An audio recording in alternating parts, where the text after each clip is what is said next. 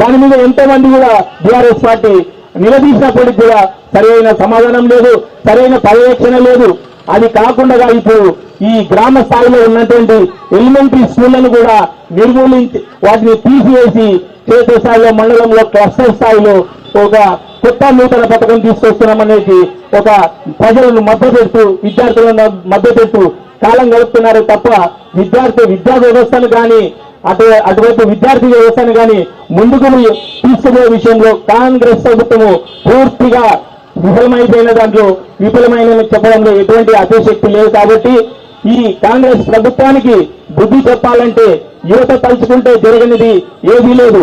తెలంగాణ రాష్ట్ర సాధనలో కేసీఆర్ గారు ఉన్నంటి విద్యార్థులు, యువత ఎలాగైతే ముందుండి తెలంగాణ రాష్ట్రంలో పాల్పంచుకున్నారో అలాగే ఈ భవిష్యత్తులో కూడా రాబోయే ఈ 2 సంవత్సరాలలో కాలంలో మళ్ళీ మన ప్రభుత్వాన్ని తెచ్చుకోవాలంటే, మళ్ళీ మన విద్యా వ్యవస్థ బాగుపడాలంటే, ఉద్యోగ వ్యవస్థ బాగుపడాలంటే ఈ విద్యార్థుల మీద, ఉద్యోగస్తుల మీద ధర్నాలు చేస్తున్న లాఠీ చార్జీ తొలగిపోవాలంటే ఖచ్చితంగా విద్యార్థులందరూ కూడా ఈ రాబోయే తరుణంలో బీఆర్ఎస్ పార్టీ, కేసీఆర్ పార్టీ మరి ఇక్కడ ఉన్న అందరూ వెనుక ఉండి మీరు ఉద్యమాలు చేస్తే తప్ప మళ్ళీ రోడ్డు మీదకి ఒకప్పుడు ఇదే పాత బస్ స్టాండ్ లో ఇక్కడే తెలంగాణ రాష్ట్రం కొరకు ఈ పాత బస్ స్టాండ్ సర్కిల్ ఉద్యమాలు చేసిన పరిస్థితి ఏర్పడింది. తెచ్చుకున్న తెలంగాణలో ఇప్పుడు మన దుస్థితి ఏమంటే మళ్ళీ మనకు మంచి పరిపాలన కావాలి, విద్యార్థులకు, రైతులకు మంచి పరిపాలన కావాలని మళ్ళా ధర్నా చేయాల్సిన దుస్థితి మనకు ఏర్పడిందంటే ఒకసారి ఈ 2.5 సంవత్సరాల్లో కాంగ్రెస్ ప్రభుత్వం ఎలాంటి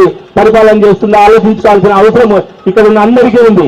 ఇంకా వాళ్ళు చెప్పిన 6 గ్యారెంటీలు, వాళ్ళు చేస్తున్న నష్టాల గురించి చెప్పాలంటే ఇంకా చాలా టైం పడుతుంది. చాలా మంది మాట్లాడవలసిన వాళ్ళు ఉన్నారు కాబట్టి ఈ అవకాశం ఇచ్చిన వారందరికీ కూడా పేరున ధన్యవాదాలు తెలుపుకుంటూ ఒకసారి అందరూ కూడా జై తెలంగాణ, కేసీఆర్ గారి నాయకత్వం.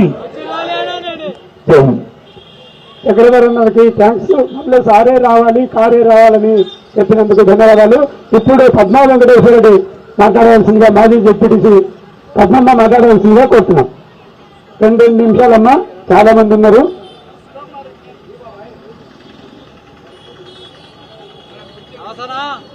ఈరోజు గద్వాల నియోజకవర్గంలో ఫీజు రీఎంబర్స్మెంట్, బకాయిల విడుదలకై మరియు ఉద్యోగాల భర్తీకై విద్యార్థుల నిరుద్యోగుల దీక్షకి కూర్చున్నటువంటి వాళ్లకు మరియు సభాధ్యక్షులు వహిస్తున్నటువంటి మన సీనియర్ నాయకులు వెంకటరామలన్న గారికి, అదేవిధంగా బీఆర్సీ కోఆర్డినేటర్ కురవపల్లయ్య గారికి, అదేవిధంగా ఈరోజు ఇక్కడ మన పోరు దీక్షకి ఇచ్చేసినటువంటి ఆర్ఎస్ ప్రవీణ్ కుమార్ సార్ గారికి, అదేవిధంగా హనుమంతన్న గారికి, అదేవిధంగా మాజీ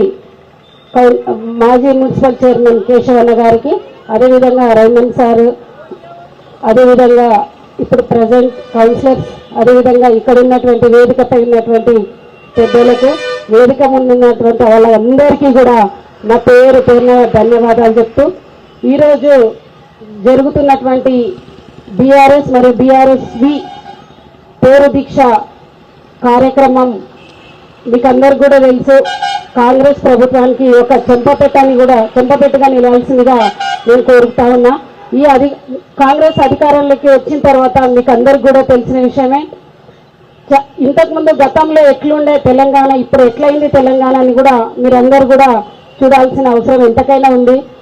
ఫీజు రియంబర్స్మెంట్ కావచ్చు, అదేవిధంగా విద్యార్థులకు, అదేవిధంగా నేను అధికారంలోకి వచ్చిన తర్వాత జాబ్ క్యాలెండర్ వెంబడే విడుదల చేస్తాను కూడా నిరుద్యోగులకి అందరికి కూడా చాలా అన్యాయం జరిగింది. అదేవిధంగా మీకు అందరికి కూడా తెలుసు 6 గ్యారెంటీలు అని చెప్పి కూడా 6 గ్యారెంటీలు ఒకటే గ్యారెంటీ, అది ఏది, ఒక మహిళకు ఉచిత బస్ ఒకటే పెట్టడం జరిగింది. ఆ దాంట్లో కూడా చాలా మంది అంటున్నారు ఈ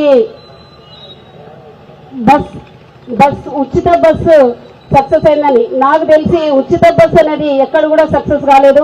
మహిళలందరూ కూడా బస్సు పోతుంటే చాలా మంది వాళ్ళ ఆత్మగౌరవంతో చంపుకొనెక్కుతున్నారు. ఎందుకంటే చాలా మంది మరీ కొట్లాట పడి కూడా ఇబ్బందులు పడుతున్నారు. అదేవిధంగా ఇట్లా అనేక సంక్షేమ పథకాలు కావచ్చు, ఇట్లా నిరుద్యోగాలకి ఇబ్బందులు పెట్టి ఇచ్చేయడం జరిగింది. ఇలా కాకుండా మన టీఆర్ఎస్ ప్రభుత్వం గతంలో ఎట్లుండే ఇప్పుడు ఎట్లా ఉంది అని ఆలోచన చేసుకొని ఈ కాంగ్రెస్ ప్రభుత్వానికి మీరు ఎంతకైనా బుద్ధి చెప్పాల్సిందిగా కోరుకుంటూ ఈ పోరు దీక్షకు వచ్చినటువంటి అందరికీ మరొకసారి దీక్ష వారికి శుభాకాంక్షలు చెప్తూ ముగిస్తుంది. ఇప్పుడు పీడీఎస్ రాజు 2 నిమిషాలు మాట్లాడాల్సింది.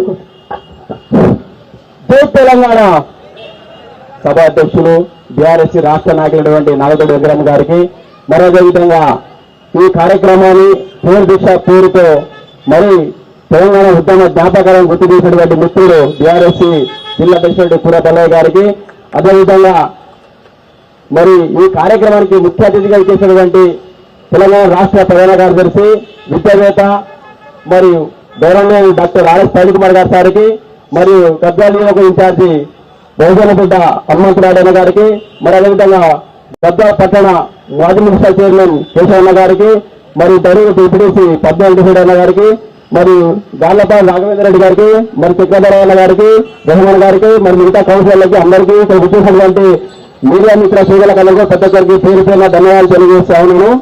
గతంలో అంటే తెలంగాణ రాష్ట్ర ఏర్పాటు కాకముందు దత్తదేవుల సారథ్యంలో మరి అప్పుడు ఇక్కడ ఉన్నటువంటి సోదరుడు మోనేష్ ఎవరైతే ఉన్నారో రాష్ట్ర కార్యదర్శి ఉన్నప్పుడు కృష్ణగాంధ్ చౌక్ లో తెలంగాణ రాష్ట్ర ఏర్పాటు కావాలని చెప్పేసి పూర్తి దీక్షతో ఆ రోజు రక్తదాన శిబిరం కూడా ఏర్పాటు జరిగింది. ఆ జ్ఞాపకాలను మరొకసారి నెమరు చేసుకోవడం జరుగుతుంది. ఇప్పుడు నిధులు నియామకాల కోసం 1900 విద్యార్థుల ఆత్మ బలిదానాలతో ఏర్పడిన తెలంగాణలో మరోమారు 40 ఏళ్ల వెనుకైనటువంటి పరిస్థితి తీసుకొచ్చినటువంటి ఈ కల్చర్ ఏదైతే ప్రభుత్వం ఉందో అర్థం లేని 6 గ్యారెంటీలతో వారంటీ లేకుండా నడుపుతున్నాడు రేవంత్ రెడ్డి కబర్దార్ బిడ్డ. నేను ఈ నడిగడ్డ బిడ్డ పేరు గడ్డలో ఉద్యమాల గడ్డ నుంచి మొదలెత్తిన పదవులను గుర్తుపెట్టుకో. ఇక్కడ ఉద్యోగస్తులు ఉన్నారు, మేధా ఉన్నారు, కార్మికులు ఉన్నారు, కర్షకులు ఉన్నారు. అదేవిధంగా నిన్ను దొంగ పెట్టేటువంటి యువ కిషోరులు కూడా ఈ ప్రాంతంలోనే ఉన్నారు. నువ్వు తెలంగాణ రాష్ట్రంలో ఎక్కడ లేవు కానీ మొట్టమొదటిసారిగా ఈ నడిగడ్డలోనే మొదలైన నీ పదవులను గుర్తుపెట్టుకో బిడ్డ. విద్యార్థులు అంటే ఏమనుకుంటున్నావు? తెలంగాణ రాష్ట్రం కోసం సింధించడానికి విద్యార్థి బహుదరంగా ఏర్పడే తెలంగాణను నీవు అరగోసం చేస్తా ఉన్నావు, అరగోసం పెడతా ఉన్నావు, ఎవరు సంతోషం పెడతా ఉన్నావు. విద్యార్థులు, కార్మికులు, కర్షకులు ఇలా ప్రజలు 17 వర్గాలంతా కూడా నచ్చట నడి బజార్లో వేసి నీ ఇష్టావాదన పరిపాలన చేస్తా ఉన్నావు. నీ ఇష్టాలను వేసుకుంటే నీకు నచ్చే పనులు వేసుకుంటే పోతే చూస్తూ ప్రజల వ్యతిరేక విధానాలు అవలంబిస్తే బిడ్డ ఇక బీఆర్ఎస్ పార్టీ ఊరుకునే ప్రసక్తే లేదు. నిన్ను ఎండ పెడతాం, పండ పెడతాం బిడ్డ. జాగ్రత్తగా ఉండు. అతి త్వరలో నీకు ఉన్నాయి, అతి త్వరలో నేను ఇంటికి పంపే కావాలని త్వరలోనే ఉన్నాయి. బీఆర్ఎస్ పార్టీ చిన్న పార్టీ కాదు, ఉన్నది నాయకత్వం చిన్న నాయకత్వం కాదు, రాష్ట్ర నాయకత్వం ఉన్నది. విద్యార్థి పట్ల, కార్మికుల పట్ల, కర్షకుల పట్ల అందరూ కష్టసుఖాలు తెలిసేవారు, వాళ్ళ ఇబ్బందులను తెలిసిన వ్యక్తులు, వాళ్ళ సమస్యలు పరిష్కరించడానికి ఎవరు వెళ్తుండే బిడ్డ. తక్షణమే ఫీజు రియంబర్స్మెంట్ కాన్సెప్ట్ ఏదైతే ఉన్నదో దాని తక్షణమే ఎన్నైపోయారు. ఈ గద్దెనెక్కడానికి ఎన్ని రకాల దూత మాట్లాడినావు. విద్యార్థులకు ఏదైనా స్కూటీలు ఇస్తా ఉన్నావు, 10th అయిపోతే 10,000 ఇస్తా ఉన్నావు, ఇంటర్ అయిపోతే 5,000 ఇస్తా ఉన్నావు. నీ ఇష్టానికి డోరా లేకపోతే గవర్నెన్స్ కంపా తెలియగలం. రేవంత్ రెడ్డి ఈ ఇష్టానికి ఏం చేస్తాను? ఇష్టం ఇస్తాను మాట్లాడుకుని హామీ ఇచ్చుకుంటూ పోయినావు. మరి ఎవరినో ఏర్పడినాను నీ వస్తే 5 నుంచి రోజు ఇస్తారా? తెలియగానే వస్తే ఏ ఉపయోగం ఇస్తారు బిడ్డ.